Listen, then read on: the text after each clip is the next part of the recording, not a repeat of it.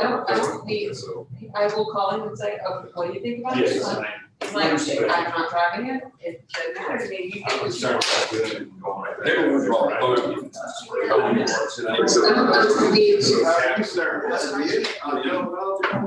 You want to come sign on the phone? No, she wanted to go pick it up, she bought it.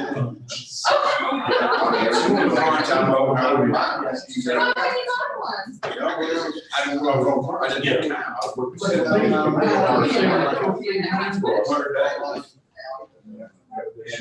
Detail shop. It's not really just like, yeah. That's sorry. should have waited. I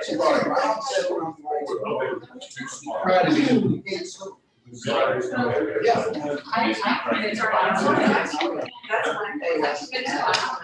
I have to go and ask my husband, I'm like, okay, I promise that we're buying this plan. I was just. All that lady up there, what you do is good. That's really good. That was very good.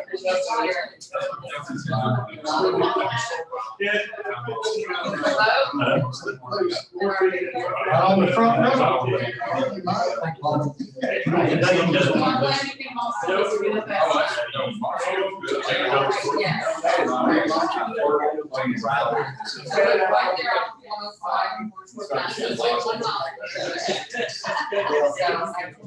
Max Friday.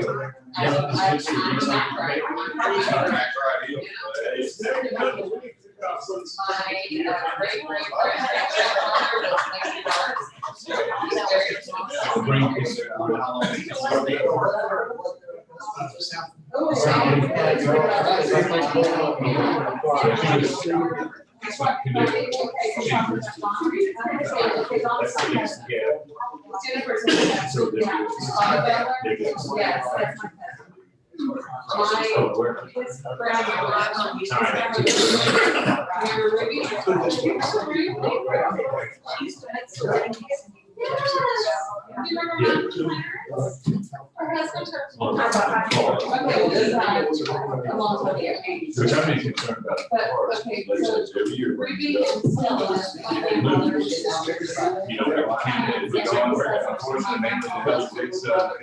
concerned about. That's clean. Yes, we got this weekend. Tree, we can also just for long. Let's get all that. Sounds good. Oak trees on the farm. I didn't hear I be twin, Judge, how about you? Every member of the family has under that. I'll check it picture. I can't even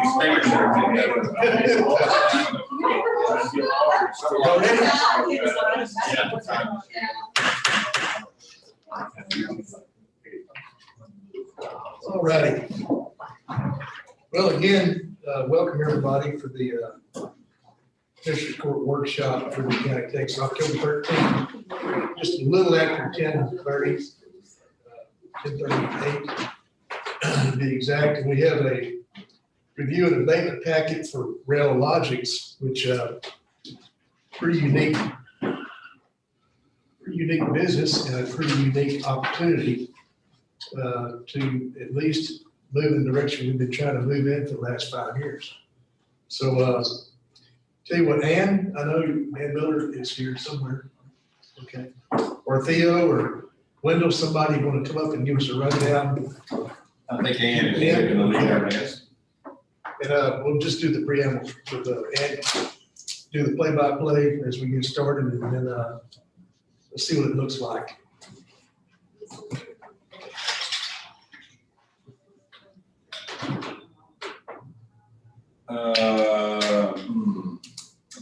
Judge? Yes. Do you think we need to have an executive session over this because of the financial aspect? No, it's not posted that way. Oh, it's not posted. Yeah. You can leave the finance. We can move into executive session at the time, but I don't not know. this regard. Yeah, I think we have to specifically, let me pull up the statute. Really workshop I need.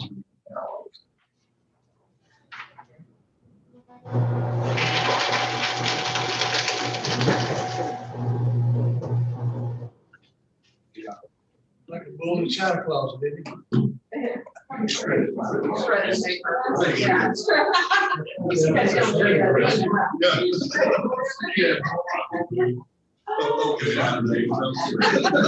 I'll just do the say something.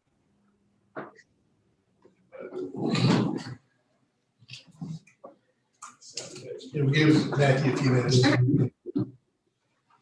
If you would, and let's talk about the location and the business's purpose.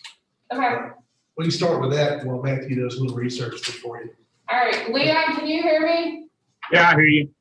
Okay, You can take your mask off if you'd like, it helps you. I mean, that's up to you. I'm getting ready to go somewhere that requires a negative test, so I prefer to keep my mask on. Okay, no coffee. So Railogix is looking at a 300-acre site on South 146, west of 146, right at the canal at the Dayton-Mont Bellevue city borders. Okay, that's a single canal. Yeah. Yes. And they're, I'll give some like non-confidential details. They're looking at investing 175 to 200 million into the development of some buildings, rail, and site improvements on the site to create a rail-served industrial park. Their draft plans include about 130,000 feet of rail tracks to use for rail car storage and handling, and approximately 2.4 million square feet of buildings that will be leased to potential tenants.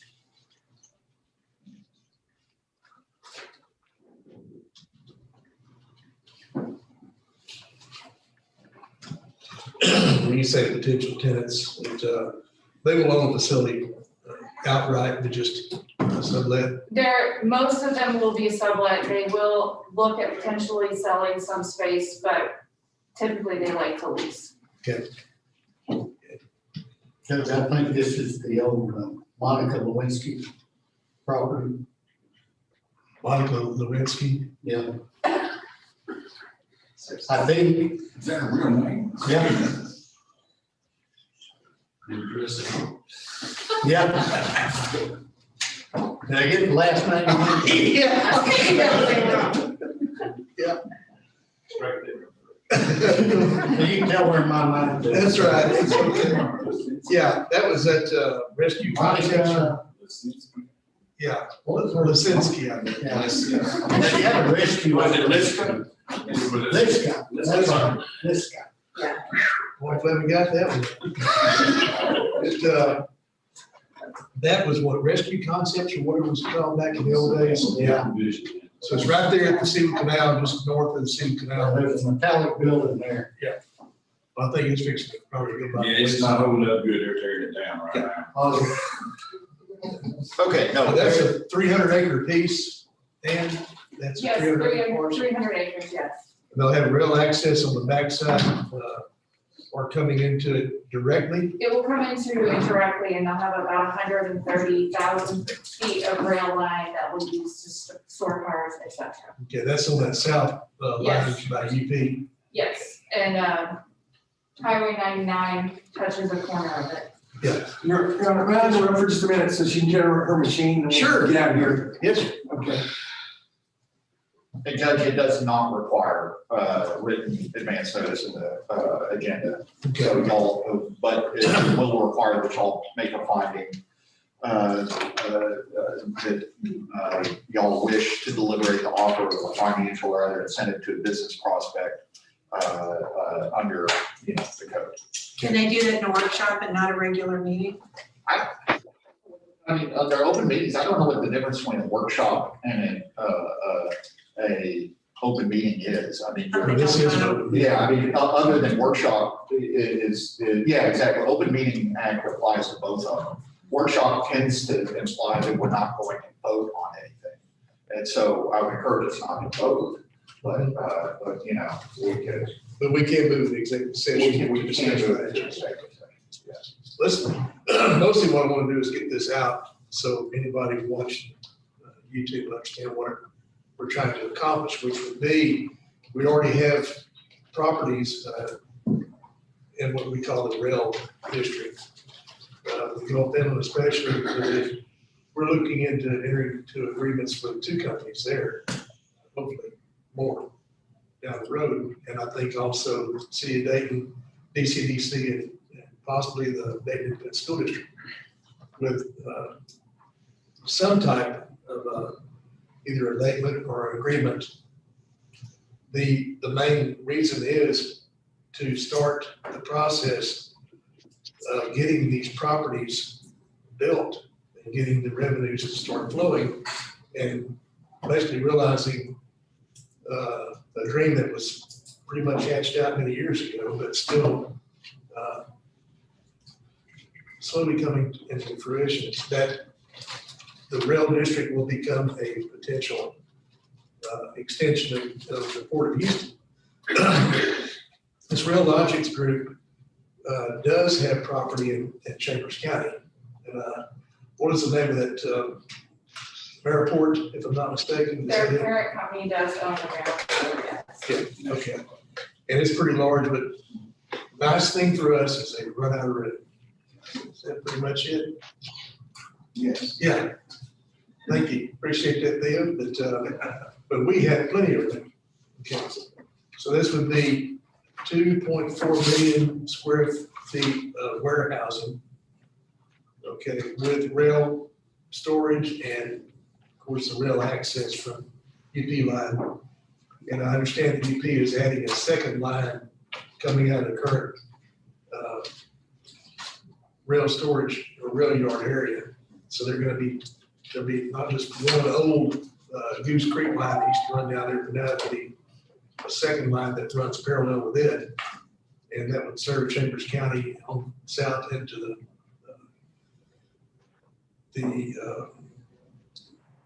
Port of Houston and further south on down to the coast.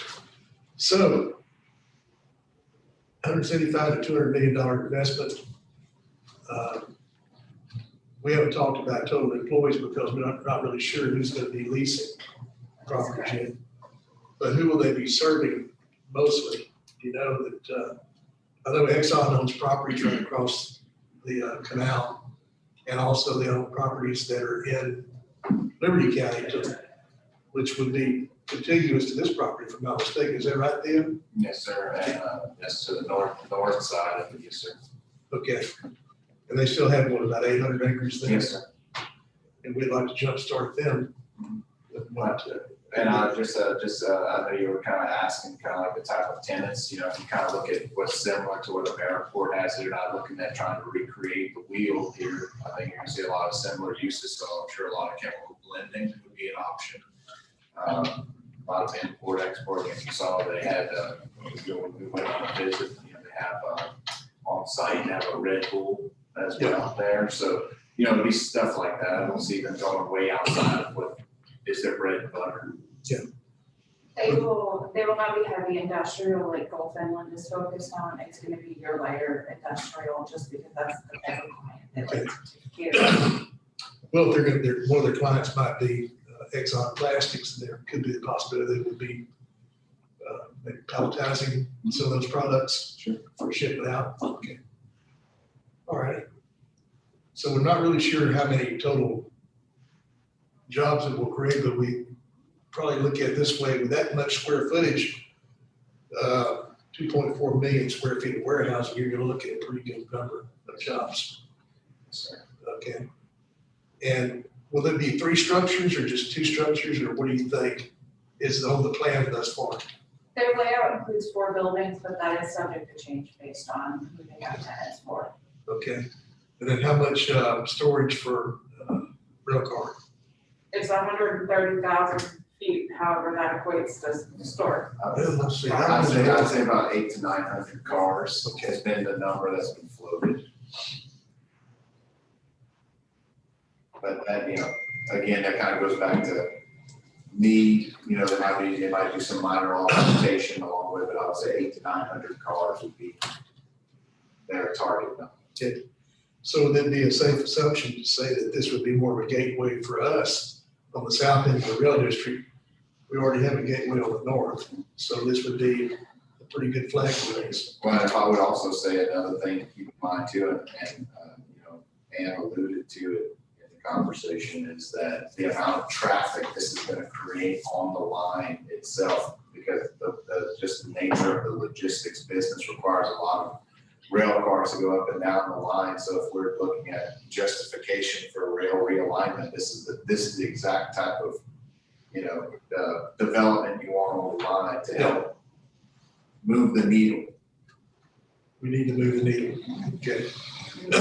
Bruce, you got any questions? Just smiling about the relocation of that rail line. Yes. David or Brother Rick, y'all have any questions about anything thus far? Sounds like this is what we've been looking for a long time. Okay. Judge, the only thing I would ask is how it intertwines with the one that we've already mentioned on the north end.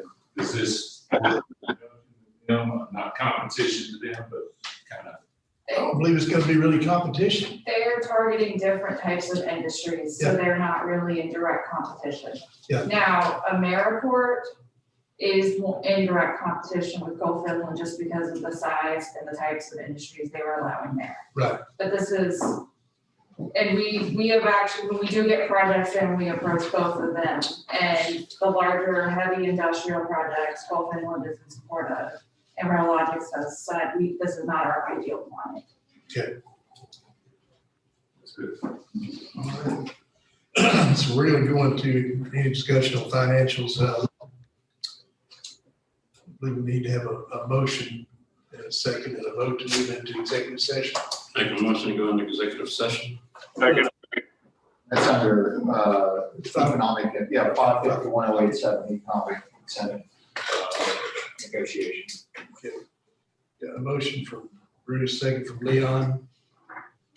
All in favor, say aye. Aye. Likewise, nays. Motion carries. Thank you, Jim. And it is 10:52 a.m. We'll now move to executive session. You need to kill that light. Turning your shut off with YouTube.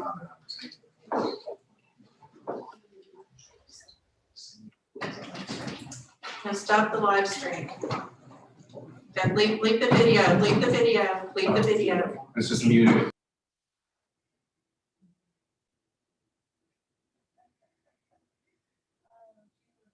Memorial Mile was him. Yeah. And he didn't tell us, say anything that he was about to leave. I think it was an abrupt. It was more of an abrupt thing. Yeah, it's more like, I'm gonna leave. See you. So what is this interim? Memorial Mile was him. Yeah, And he didn't tell us, say anything that he was about to leave. I think it was. Yeah. You want So that interim, is that a long-term circumstance, or do you know? short term? Well, from my perspective, I think if we want to go ahead and start initiative, taking a little path forward, we can talk about that. We need to, rather than sitting and waiting, because I mean, there's gonna be plenty of that involved anyway you go with it. I got it. So I'm gonna go ahead. We'll set it up. Okay, we're back in regular session. It's 11:20. Actually, it's 11:17 when we went back in regular session, this workshop. So we're just waiting for the live stream to kick in. And at this time, Matthew, we would like to just let you take the ball as far as any kind of abatement criteria, postings whatsoever. You can start that process. Sure. And we can move forward from there, with the necessary notices.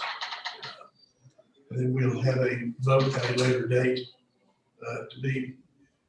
could be special meeting, or it could be at the next regular commissioners court meeting. Sure, yeah, I'll give it a speeding, we'll figure out a time. Okay, sounds good. All right, Leon, you got anything else? That's it, brother. All right, Bruce, Greg, you got anything? No, I'm good. All right. Okay, it's 11:22. We're gonna call this workshop complete. Thank y'all so much. Thank you, Jay. Yes, Thanks, sir. guys. Appreciate it.